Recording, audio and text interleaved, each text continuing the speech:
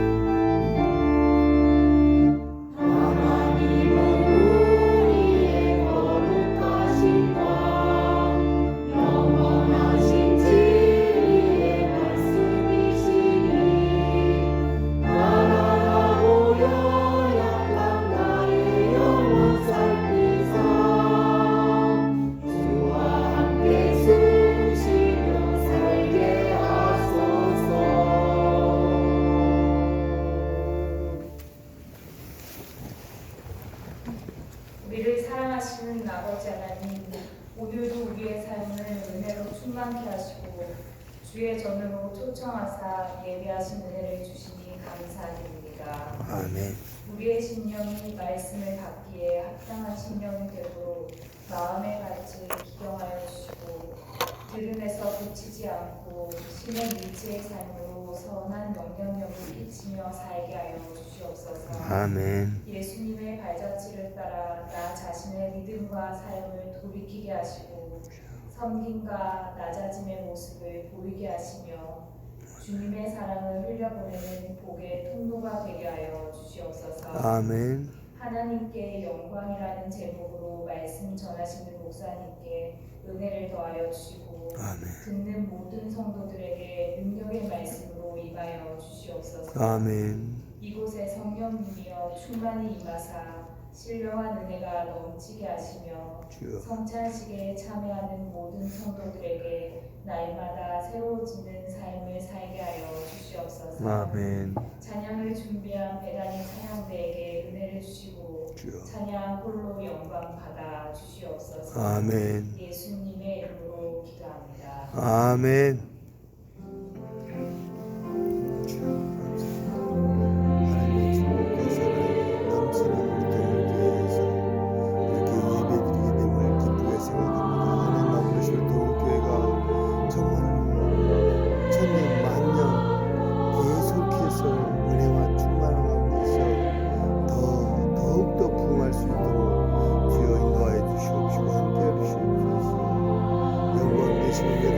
아버지 하나님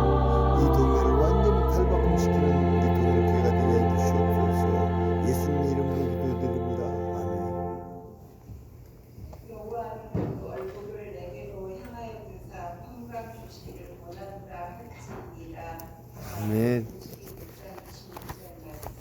아멘.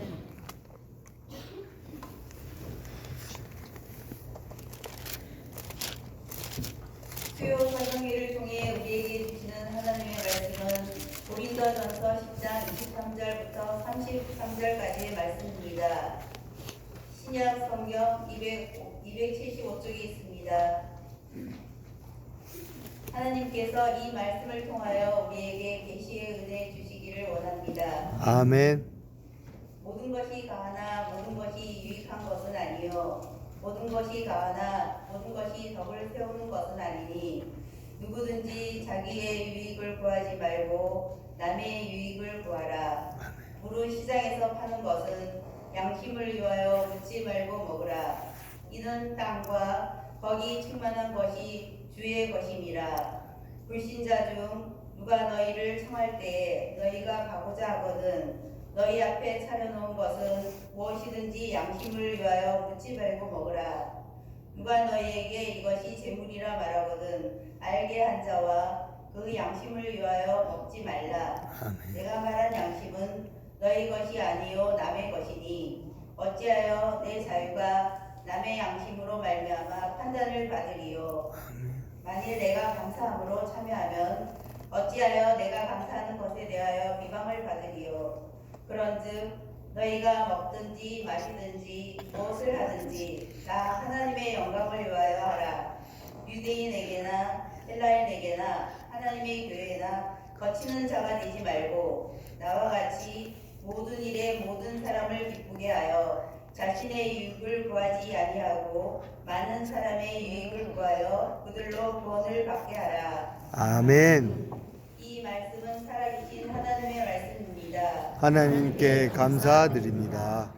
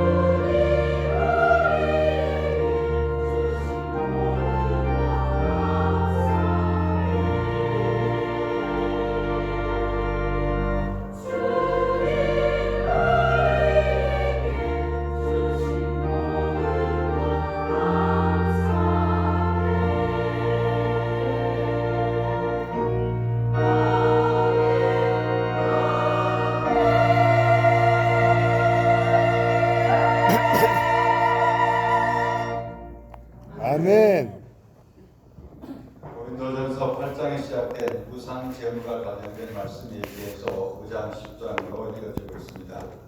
오늘 10장의 말씀은 세 부분으로 나눠지는데 전반부는 많은 특권을 소유하고서도 궁극적인 복에 들어가지 못했던 이스라엘 백성들의 예를 들어서 우상 숭배에 대해서 경고를 했습니다. 중간부에서는 직접적으로 우상 숭배를 피할 것을 말씀했고, 그렇게 된 이유는 고린도 교인들이 예수를 믿었지만 그때그때의 상황에 따라서 자신의 유불리에 따라서 하나님과 우상 숭배를 겸했기 때문인 겁니다. 그래서 신자답게 일관된 믿음과 성숙한 삶을 가질 것을 권면했었습니다. 성숙과 미성숙의 기준은 어디에 있느냐? 사랑해야 될 것과 사용해야 될 것을 구분하지 못하고, 사용해야 될 것을 사랑하고 또 사랑해야 될 것을 사랑하지 못하는 것이 미성숙과 성숙의 차이다 했습니다. 오늘 살펴볼 종반부에서는 모든 일을 하기 있어서 자신의 유익을 구하지 말고 다른 사람의 유익을 위해서 하라 겁니다. 그리고 또 더 궁극적으로는 오직 하나님의 영광을 위해서 우리가 살아가야 된다. 그것에 대한 권면입니다. 말씀의 배경은 전반부나 또 중반부나 이 종반부나 다 우상 제물에 있습니다. 온 천지의 우상 제물이 넘쳐난다 하더라도 하나님은 전혀 영향받지 않습니다. 모든 것이 하나님의 피조물이고 하나님께 속해 있기 때문인 것이죠. 마찬가지로 하나님의 자녀된 건설을 얻은 자들도 우상 제물이 문제될 것이 전혀 없습니다. 모든 것이 다 하나님이 만드신 것이기 때문에 감사함을 받으면 버릴 것이 없는 겁니다. 그럼에도 불구하고 우상 제물을 먹지 말라 한 이유는 연약한 자들 때문에 그들의 덕을 세우기 위해서 삼가라 그것입니다. 이 같은 원리는 여러 가지에 다 적용됩니다. 덕을 세우는 일이 아니라면 하지 않는 것이 성숙한 그리스도인의 자세다 그런 말씀이죠. 오늘 23절에 보면 6장 12절에서 영지주의적인 자유방임주의자를 했던 말씀을 그대로 또 반복하고 있습니다. 모든 것이 가하나 모든 것이 유익한 것이 아니요 모든 것이 가하나 모든 것이 덕을 세우는 것이 아니니 누구든지 자기의 유익을 구하지 말고 남의 유익을 구하라. 6장에서 이것이 이제 음행의 문제와 관련돼 가지고 권면했던 말씀입니다. 여기서는 우상 제물을 먹는 것과 관련해 가지고 똑같은 말씀을 하고 있습니다. 모든 것이 가하다 이건 뭡니까? 모든 매사를 옳으냐 그러냐 여기 따라서 행동하는 것을 말하는 겁니다. 그런데 모든 것이 옳지만은 그러나 옳다고 해서 마땅히 행할 수 있는 것은 아니다. 왜냐하면 옳은 일이어도 유익이 되지 않은 일이 있기 때문인 겁니다. 그래서 옳다고 해도 공동체나 또 상대에게 유익이 되지 않으면 삼가야 된다. 이것이 이제 더 높은 차원의 그리스도인들의 윤리입니다. 그러니까 그리스도인은 옳고 그름을 기준을 뛰어넘어야 된다는 겁니다. 한 차원 더 높아야 된다. 옳고 그름을 따져 산다면 도덕주의자들이나 다른 종교의 기준하고 뭔 차이가 있겠느냐. 우리는 그 옳고 그름을 그렇다고 뭐 그런 일을 하는 것이 아니라 옳고 그름을 떠나서 옳다 하더라도 그것이 덕스럽지 못하다면, 옳다 하더라도 그것이 교회에 유익이 되지 못한다면 삼가할 수 있어야 된다. 그것이 좀 더 높은 차원이다 이거죠. 이것은 이제 콜버그가 말하는 도덕 발달론에 따져볼 때도 가장 낮은 단계는 뭐냐? 항상 옳고 그름 그거에 매이는 거죠. 어떤 거기에 대한 뭐랄까요? 합리적인 그런 선택 기준이 없는 것이 틀에 박힌 것이 한 2단계쯤 되는 도덕 발달이죠. 나의 자유로운 말과 행동이 약한 양심을 가진 지체를 걸려 넘어지게 된다면 공동체를 쓰기보다도 무너뜨리는 것이 되죠. 이 경우에 도덕으로나 법에 저촉은 되지 않지만 덕스럽지 못한 겁니다. 그러므로 결국 내가 가진 자유를 오용하거나 남용해서는 안 된다 그럽니다. 그러므로 성도의 참된 자유는 세 가지 단계를 넘어서야 되는데 첫 번째 단계는 그런 옳아야 된다. 법과 도덕에 저촉되지 않아야 된다. 두 번째 단계는 유익해야 된다. 상대나 공동체에 유익해야 된다. 세 번째 단계는 덕을 세워야 된다. 그럽니다. 상대와 공동체에 덕이 되느냐, 덕을 세워야 되는 겁니다. 이 세 가지를 만족시키는 사랑의 실천으로 나타나야만 그것이 십자가에 못 박히신 그리스도를 따르는 그런 성숙한 성도의 기준이다 이겁니다. 아멘. 그런데 다른 사람의 유익을 구함에 있어서 간과해서는 안 되는 것은 다른 사람의 유익을 구하는 것이어도 또 반대 극부가 반드시 있습니다. 이 사람에게 유익한데 이 사람에게 유익되지 않을 수가 있죠. 그래서 적용의 지혜가 필요한 겁니다.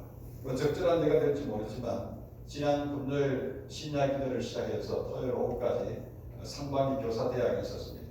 그 중간에 토요일 날 오전에 이제 교사 보링 대회가 있었는데 제가 시간도 바쁘고 조금 피곤했지만은 교사들 격려해 주는 게 좋겠다 그 결면이 있어서 같이 가서 이제 오전에 보링을 쳤습니다. 그때 제가 그런 얘기를 했어요. 제가 보링을 안 친다. 그러나 오늘 교사들 때문에 특별히 친다. 왜 안 치냐? 제가 이 부목사로 있을 때 그 당시 한 80년대 후반 90년대 초반에 이 보링이 한창 유행을 했습니다. 그래서 그때 교육자로서 세미나를 마치고 저녁 시간에 우리 두산 아파트 3사단지 있는 데서 여기가 동설 보행장, 동설 수영장이 있었죠. 그 교회 가까우니까 보링을 치러 갔습니다. 근데 거기 보니까 교구에 그 애기 가난 애기를 데리고 있는 한 자매가 왔어요. 어떻게 오셨어요? 하니까 밤이 하도 더워서 집이 이렇게 피서 왔다는 거예요. 그날 이후로 저는 보링을 치질 않았습니다. 성도는 더워가지고 이렇게 피서 오는 이곳에 내가 스포츠하러 와도 되겠는가 이거예요. 뭐 제가 보링 치는 게 나쁜 건 아니에요. 그렇지만 덕스러지 못한 거죠. 그 성도한테는. 그런데 그것이 이제 제게는 적용되지만은 다른 보링 치는 사람한테 그걸 또 적용한다면 어떻게 되어집니까? 또 그 사람한테는 덕스러지 못한 게 되죠. 그렇기 때문에 이제 모두를 덕스러하게 할 수 있는 방법이 뭐냐? 케이스 바이 케이스로 잘 적용해야지 이것을 일률적으로 이렇게 전달하면 이쪽에는 덕스럽고 이쪽에는 유익한데 이쪽에는 또 반대급부로 유익하지 못하고 또 시험들이 생기는 겁니다. 당시 고린도 시장에는 두 종류의 고기가 유통되어졌는데 하나는 팔기 위해서 토치기 위해서 정상적으로 유통되는 것이고 또 하나는 제단에 바쳐졌다가 재물이 너무 많으니까 이것이 이렇게 뭐 동부천에 부대 고기가 이렇게 나와서 부대찌개가 되듯이 그런 식으로 이제 흘러나오게 된 겁니다. 그래서 사도 바울을 비롯한 신자들에게는 뭐 정상적인 고기든 아니면 제단에 바쳐졌던 것이 문제될 것은 없어요. 왜냐하면 비록 이 교도들이 제사를 드렸다 하더라도 하나님께 속한 피조물인 것은 변함이 없는 겁니다. 그래서 이렇게 권면하죠. 무릇 시장에서 파는 것은 양심을 위하여 묻지 말고 먹으라. 굳이 확인할 필요 없다는 겁니다. 이건 뭡니까? 우상 제단에 바쳐졌던 고기를 먹는다 하더라도 이것은 죄의 문제가 아니고 정서의 문제라는 거죠. 양심의 문제인 거죠. 그래서 양심을 위해서 묻지 말고 먹으라는 것은 하나님께서 주신 자유를 누리라는 겁니다. 모든 것이 주님의 피조물이라는 거죠. 왜냐하면 26절에 보면 땅과 물이 충만한 모든 것이 주의 것입니다. 주님의 것이라는 말씀은 뭐예요? 모든 것을 주님께 주신 줄로 알고 감사함으로 받으라는 겁니다. 그래서 굳이 확인 절차를 거칠 필요가 없다. 로마서 14장에 보이는 말씀이죠. 음식으로 말미암아 하나님의 사업을 무너지게 하지 말라. 만물이 다 깨끗하되 그리 끼우러 먹는 사람에게는 악하리라. 음식 자체는 악하지도 선하지도 않다는 거예요. 그것을 어떻게 사용하느냐에 따라서. 또 디모데전서 4장 4절에 이런 말씀이 있죠. 하나님께서 지으신 모든 것이 선하며 감사함으로 받으면 버릴 것이 없나니 하나님의 말씀과 기도로 거룩해지리라. 아멘. 기도하고 먹으면 그 모든 것이 거룩해지는 것이다. 그런 말씀이십니다. 그런데 누군가 먹으려고 하는데 이것이 우상 제단에 바쳐진 그런 제물입니다. 이렇게 말하면 그 말하는 사람의 양심을 위해서 먹지 말라는 겁니다. 28절이죠. 누가 너희 여시 제물이라 말하거든 알게 한 자와 그 양심을 위하여 먹지 말라. 내 자신의 양심의 문제는 떳떳하지만은 나와 똑같은 수준의 양심을 가지지 못한 그 사람을 위해서 의심하는 태도를 취하는 사람이 있다면 그 사람을 위해서 삼가야 된다. 그런 말씀입니다. 로마서 14장 21절에 동일한 권면이 있는데 고기도 먹지 아니하고 포도주도 마시지 아니하고 무엇이든 내 행위로 그리게 하는 일을 아니하니 아름다우냐. 그게 누가 한 사람이라도 그것이 깨우치게 여기는 사람이 있으면 그 사람을 위해서 알아야 된다 이겁니다. 또 로마 14장 23절에 의심하고 먹는 자는 정죄되었나니 이는 믿음을 따라 하지 아니했기 때문이라. 믿음을 따라 하지 아니하는 것은 다 죄니라. 이건 음식에만 적용되는 거 아니겠죠. 다른 여러 가지에 다 적용될 수 있습니다. 약한 그 사람을 배려해 주는 것이 필요하다는 거죠. 지금이나 그 당시는 아무리 독실한 신앙을 가지고 있어도 불신자들하고 섞이지 않고 살 수는 없는 겁니다. 물론 유대인들은 철저하게 이방인들과는 식사를 같이 안 하지만 그러나 우리 구조가 그렇게 되어 있지 않기 때문에 그래 안 할 수가 없는 겁니다. 그래서 저희의 경험으로 미래 순장할 때 다수의 불신자들이 소수의 신자들에게 대해 가지는 반응은 주로 세 가지입니다. 첫째 부류는 노골적으로 반대하고 조롱하고 거부사를 피하는 부류입니다. 괜히 비판하고 조롱하고 적대적인 반응을 보이죠. 저도 학교 다닐 때 또 군대 생활할 때 이런 거 많이 당했습니다. 둘째 부류는 신앙의 진위 여부나 깊이를 시험하는 부류입니다. 신앙을 가졌다는 걸 알면서도 계속해서 술을 권하고 담배를 권하고 또 어떤 스님 와서는 자기 부모님도 신앙생활하고 자기도 신앙을 했던 사람인데도 불구하고 계속해서 자꾸만 이렇게 충고질하는 거죠. 셋째 부류는 상호 존중하는 경우입니다. 서로 배려하기 때문에 별 어려움 없이 지낼 수 있습니다. 이 셋 가운데 가장 문제는 두 번째 부류죠. 당시 고린도 사회도 마찬가지였습니다. 어떤 식사 모임에 초대갔을 때 이 음식은 우상에 바치는 제물을 좀 싸게 사서 마련했습니다. 이렇게 알려주는 겁니다. 알려주는 사람이 생각해서 알려주는 사람도 있지만은 또 실험하기 위해서 알려주는 사람도 있었습니다. 이런 경우 믿지 않는 사람들에게 믿는 자가 양심을 판단받는 경우가 되는 겁니다. 그래서 여기서 양심은 나의 문제가 아니라 나를 지켜보는 그런 사람들의 문제가 되는 것이죠. 그래서 결론적으로 사도 바울은 우상 제물을 먹지 않아야 될 이유를 두 가지 말씀하는데 첫째는 연약한 자들에 대한 배려다. 그들이 실족하지 않기 위해서. 두 번, 그래서 29절에 보면 내가 말한 양심은 너희의 것이 아니요 남의 것이니 어찌하여 내 자유가 남의 양심으로 말미암아 판단을 받으려. 그래서 신자로서 믿지 않는 자들의 양심의 판단을 받을 상황을 만들어서는 안 된다. 그런 말씀입니다. 그래서 항상 우리가 사람들을 볼 때 판단하는 자세를 가지지도 않아야 되고 판단받을 일을 하지도 않아야 되는 것이죠. 필립 얀시가 쓴 하나님 은혜가 사라졌어에 보면 필립 얀시가 캐나다 토론토에 있는 이제 헬리나우를 찾아가서 하룻밤 묵고 오게 되는데 헬리나우는 바로 그 전날 동성애자들이 가장 많은 샌프란시스코 가서 그 동성애를 위해서 초래된 그 에이즈 환자들, 임종 직전인 에이즈 환자들을 일주일간 돌보고 온 사역을 얘기해 주더라는 거죠. 그래서 이제 그들에게 자기가 사제인 것을 밝히고 이제 할 말이 없는지 이렇게 해도 사람이 별로 말을 붙이지 않더라 이거죠. 그러다가 이제 말이 통화가 나서 이렇게 자기가 볼 때 뭐 남자반 성행위와 각종 중독증과 자기 파괴적인 행동들을 이렇게 들으면서 느낀 건 뭐냐? 자기 생각이 바뀌게 됐다는 거죠. 저 사람들 왜 저렇게 망가졌을까? 여기에 보니까 그 사람들 속에는 근본적으로 사랑의 굶주림이 있더라 이거죠. 그래서 이렇게 느끼게 됐다는 거죠. 하나님 제가 다른 사람들을 하나님을 섬기지 않는 악한 사람들이 아닌 못마땅한 사람들로 여기게 도우소서. 그리고 하나님의 생수 요한복음 4장 10절 나오는 거죠. 그들에게 내미신 용기와 그들을 가련히 여기는 마음을 허락해 주시옵소서. 오직 하나님의 생수만이 그들의 타는 목마름을 해소해 줄 수 있습니다. 그 전까지는 그냥 정죄하는 입장에서 그래 봤는데 도우러 갔으면서도 실제 들어보니까 그들 속에 그 목마름이 있는데 그 목마름을 채워주지 못했기 때문에 결국 그들이 대형품으로서 그런 어떤 성적 타락이 오게 되어졌다 이거죠. 그래서 이런 이제 연약한 자들에 대한 배려 때문에 우상 제물을 먹지 않아야 되는 것이고, 두 번째는 이제 비난을 받지 않기 위해서다. 30절을 보면 만일 내가 감사함으로 참여하면 어찌하여 내게 감사하는 것에 대하여 기반을 받들여. 예를 들면 함께 가지고 있는 아름다운 전통 중 하나가 금주 금년이죠. 그러나 이 금주 금년은 구원과 관계된 것은 아니죠. 현상적으로 보면 독일의 경우에는 맥주는 우리나라의 커피 문화와 별 차이가 없습니다.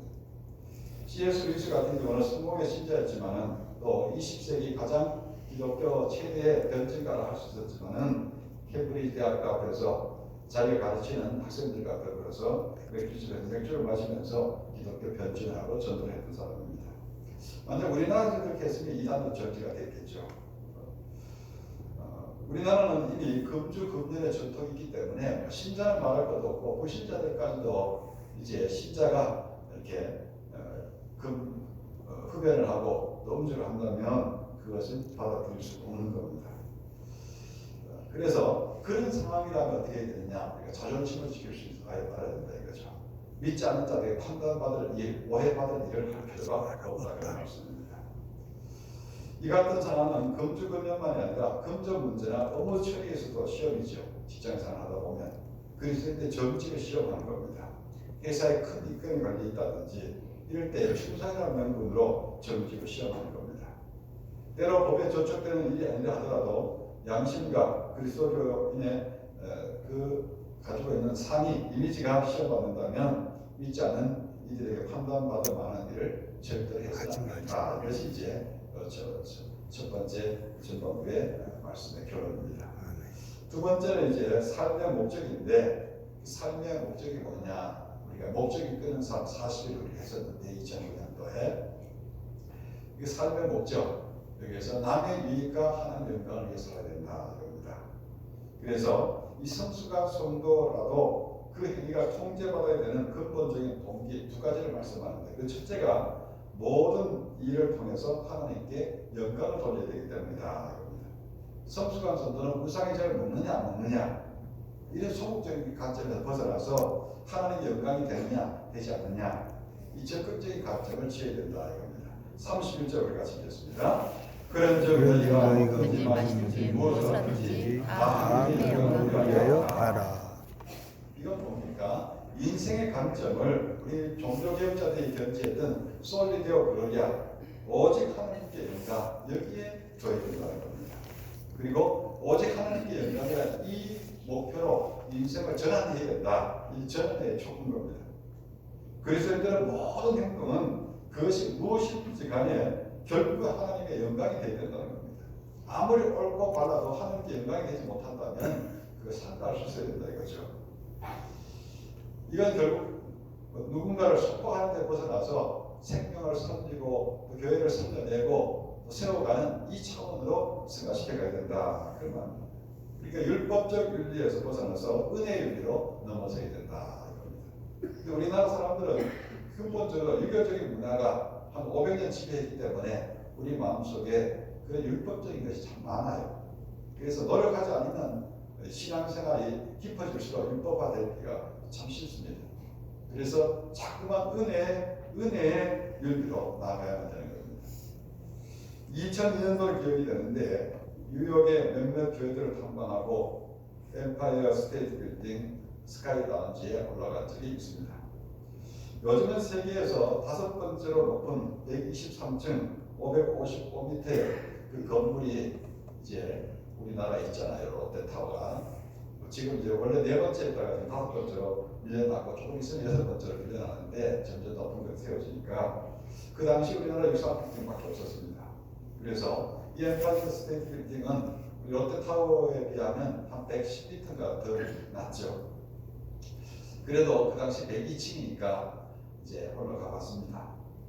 그때 한 분이 엘리베이터 타고 올라가면서 이 빌딩이 102층이다. 근데 왜 102층으로 지은 줄 아느냐 이렇게 물었어요. 그래서 뭐 조사를 안 하고 갔으니까 알 수도 없죠. 그래서 모른다고 하니까 그 목사님이 친절하게 설명해 줬습니다. 뉴욕에서 그 맨하탄에 선교하시는 목사님이.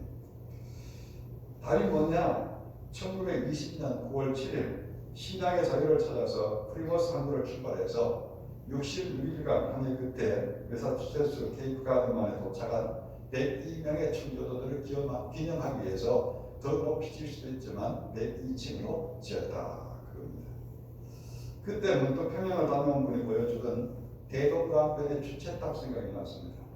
주체탑은 25,550개의 돌로 세워졌다고 합니다. 왜 25,550개를 세웠을까? 이은정 김일성이 태어나서 산 날수 그 70년에 365를 곱하면 25,550개라는 거예요. 청교대 후에는 신앙의 역사를 기념하고 무신론자는 한 개인을 구상하고 순병한 도구로 건물을 사용한다. 이것을 비교가 되죠. 역사를 통해서 볼 때 하나님의 영광을 가로챈 우상 숭배, 부자세스, 독재자의 말로는 벌레가 먹어 죽은 해롭처럼 그리 길지 않은 겁니다. 아멘. 그러므로 우리 모든 영광을 하나님께 올려드려야 된다. 그렇죠. 신학교 다닐 때 어떤 목사님은 교회를 정말 힘들게 잘 개척해서 크게 지었는데 그 예배당 위에다가 다 짓고 나서 예배당 지을 때 떨어진 그 신발을 뭐 올려놨더나 그래가지고 결국 그 후에 신고하지 못하고 떠났다 그런 얘기를 들어봤습니다. 사람은 자꾸만 자기의 공격을 기염하고 남기려 하지만은 그러나 오직 영광은 하나님만 받으셔야 되는 겁니다. 두 번째, 다른 사람의 걸림돌이 아닌 디딤돌이 되어야 되기 때문입니다. 32절 33절 같이 읽습니다.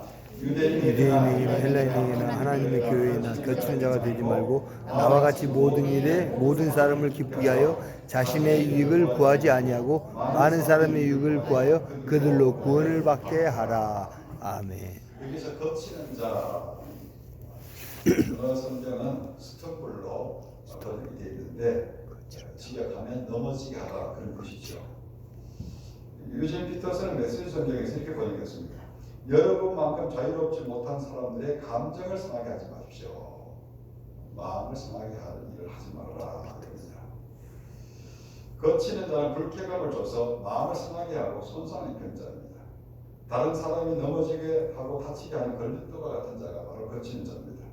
걸림돌은 아무리 많아도 쓸모가 없죠. 많으면 많을수록 피해를 초래하기 때문에 있어서는 안 되는 겁니다. 거치는 자의 치명적인 잘못은 실족하게 함으로 구원해놓은 사람까지도 이제 구원받지 못하도록 넘어지도록 방해하는 것이죠. 예수님 당시에 외식하는 서기관들과 바리새인들이 그래서 예수님께서 이제 걸림돌과 같은 존재다 그렇게 야단치셨어요. 너희는 천국문을 사람들 앞에서 닫고 너희도 들어가지 않고 들어가는 자도 들어가지 못하게 하는구나. 열심히 헌신하는 사람을 격려해 줘야 되는데 네가 뭐 초신자 주제에 왜 이렇게 설치냐 이 한다면 이제 이것이 자기도 헌신 안 하면서 남도 헌신하게 못하는 거죠. 성숙한 성도들은 모퉁이의 머릿돌이 대신 주님 본받아서 서로 연합해서 성전을 세워가야 됩니다. 성숙한 성도들은 머릿돌은 못된다 하더라도 최소한 디딤돌은 돼야 되는 겁니다. 디딤돌의 역할이 무엇입니까? 다른 사람들 하여금 자신의 복보다 더 높은 것을 쉽게 올라갈 수 있도록 도와주는 돌이죠. 한 단계 더 올라갈 수 있도록 해주는 겁니다. 디딤돌 역할을 하는 자가 많은 교회는 구원의 역사가 확산되는 겁니다. 모든 사람들을 기쁘게 하는 하나님을 기쁘게 함과 크게 다르지 않은 것입니다. 물론 다수가 오는 것은 아니에요. 그러나 하나님의 뜻을 거스르지 않는 한 모든 사람 다수를 기쁘게 하신 방안을 따라가면 하나님께 영광 돌리게 될 줄로 믿습니다. 아멘. 오늘 말씀을 정리하면서 오늘 말씀 속에 나타난 그런 논리관을 정리해 보면 세 가지로 정리할 수 있어요. 첫 번째는 우리가 계율을 넘어서서 생명으로 가야 된다. 재물, 우상 재물을 먹고 안 먹고 이런 문제가 아니라 그런 계율에 비정되기보다도 한층 더 높은 한 사람을 살려낼 수 있느냐 없느냐 이 생명으로 가야 된다는 거예요. 두 번째는 의식을 넘어서 성숙 어떤 틀에 박힌 어떤 그런 우리 교회도 의식을 중시하지만 그러나 그보다 더 중요한 것은 성숙이다 이겁니다. 그래서 신앙을 가진 후에도 과거의 어떤 의식에서 벗어나지 못하면서 자꾸만 고린도 교회는 뭔가 의식을 만들려 했던 겁니다. 예를 들면 유대인들은 할례를 중요한 것이니까 할례를 자꾸만 그 비슷한 어떤 통과의례를 가지려 했었고 헬라인들은 또 제사가 중요했으니까 뭐 예배가 너무 싱거웠던 거죠. 그래서 뭔가 자꾸만 의식을 만들어서 이렇게 하려 했는데 그러나 신앙은 계율에 갇혀서도 안 되지만 의식 속에 갇혀서도 안 되는 겁니다. 그리고 의식이 중요하지만 그러나 때로는 또 의식을 초월할 수도 있어야 된다 이겁니다. 그것이 바로 성숙인 겁니다. 세 번째는 금욕을 넘어서 영광으로 가야 된다 이겁니다. 그래서 하나님 우리에게 주신 모든 것은 감사로 받을 것이었습니다. 그러므로 어떻게 활용하냐에 따라서 악하게 될 수도 있고 선하게 될 수도 있는 겁니다. 그래서 성숙한 신앙은 금욕을 넘어서 하나님의 영광으로 가야 된다. 아멘. 우리 예수님께서 나무는 열매로 안다 하셨습니다. 그래서 사람의 평가는 그 사람의 말이나 일이나 어떤 사역이 아니고 그 삶의 열매, 그 사람이 은혜 받은 사람인지 아닌지, 또 참된 헌신자인지 아닌지, 이것은 그 사람이 일하는 걸 볼 수 있게 보는 것이 아니라 바로 그 사람의 삶에 뭔 열매가 맺히느냐 이걸 보면 되는 겁니다. 그래서 우리가 물어봐야 될 질문은 내가 내 자유를 위해 사느냐, 다른 사람의 일상을 배려하며 사느냐, 내 자신의 유익을 구하느냐, 아니면 다른 사람의 유익을 구하느냐, 또 나는 걸림돌인가 디딤돌인가, 또 내 명예를 위해 사는가, 아니면 하나님의 영광을 위해 사는가, 직분보다도 기도보다도 은사보다도 또 제가 지금 한다면 설교보다도